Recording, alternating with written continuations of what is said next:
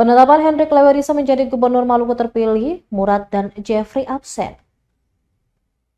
Rapat pleno terbuka penetapan pasangan calon paslon gubernur dan wakil gubernur Maluku terpilih periode 2025-2030 berlangsung tanpa kehadiran dua paslon lainnya.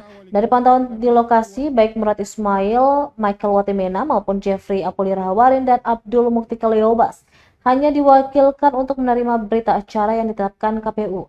Tak hanya kedua paslon, sejumlah partai pimpinan partai pengusung dan pendukung juga absen dalam kegiatan yang berlangsung di Hotel Natsepa, Desa Suli, Kabupaten Maluku Tengah pada Kamis 9 Januari 2025 itu.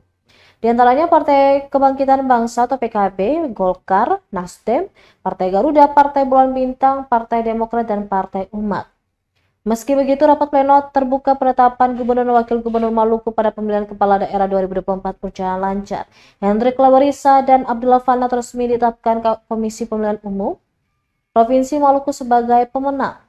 Hal itu tercantum dalam berita acara tentang penetapan pasangan calon gubernur dan wakil gubernur terpilih Provinsi Maluku tahun 2024. Diketahui rapat tersebut juga dihadiri pejabat Gubernur Maluku Sadalili, Ketua Bawaslu Provinsi Maluku Subair, serta para tokoh agama dan Forkopimda Maluku.